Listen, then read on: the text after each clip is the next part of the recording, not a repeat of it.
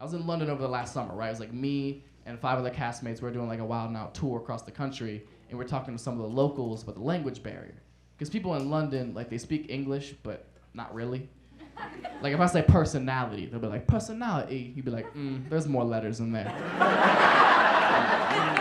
You're leaving a couple out, but I see what you're saying. Tomato, tomato, I get it, okay. And I was talking to one dude, he was explaining to me how, like, they have different names for things. They call things different names than we call them.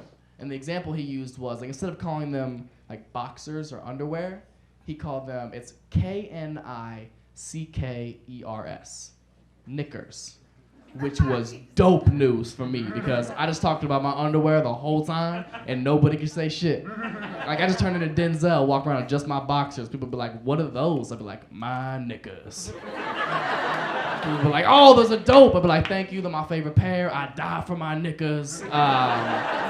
I was skinny dipping. The girl's like, you're not gonna take those off? I was like, knickers, please, come on. You're like Calvins right now?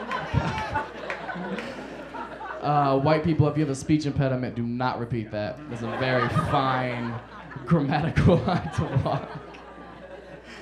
It's a weird world, man. Like, I feel like words just have too much power. You know, white people can't say certain things around black people, just like black people, y'all can't do certain things around white people. Like, reach for your driver's license. Real shit. Look how uncomfortable all the white people got. It's real shit though. You gotta be able to talk about like real things happening. I told that joke in Long Beach like 3 weeks ago, right? And this lady actually came up to me after the show to complain about it. It was a white woman because white people love to be offended for other people. It's our favorite extracurricular activity. It's kind of serious, but it has a funny point to it. This lady comes after the show. She was like, I don't think you should do that joke. I was like, what joke? I knew which one. I don't think it was the Amish thing that set her off. Like, highly unlikely. She comes up to me and she's like, I don't think you should do that joke, like the one about black people or whatever, just because like, I don't think you should do it because like, I don't know, you say you grew up with a black best friend. Who's got their alarm right now? Who's taking naps at this hour? Like, fuck out of here. It's been 20 minutes. Jesus Christ. I gotta restart my character. Okay. This lady comes up to me. I've told the joke. She comes up to me. She's like, I don't think you should do that joke because of like how you come off. Like you say you grew up with like black best friends. Like you talk the way you do. Like you dress the way you do. Like I feel like you're just coming across like something like you're not. Like you come across acting like a wigger. And I was like, first of all, nobody has said wigger since Malibu's Most Wanted came out. Okay, that's not a thing anymore. She was like, okay, well then how do you explain it? I was like, okay, let me put it this way.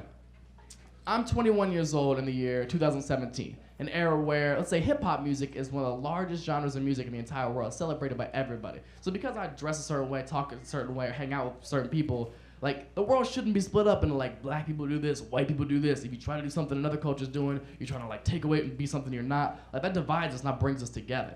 Now, if you think about it, my entire generation basically is cultural appropriation. Which, for those of you who don't know what that is, that's when you take a part of someone else's culture, incorporate it into yourself, or your art form, or whatever it is you do to better yourself what you're putting it towards. And she goes, you don't find that to be stealing. I said, no, it's learning. Because if you think about it, the more you learn about someone, the more you understand them, right?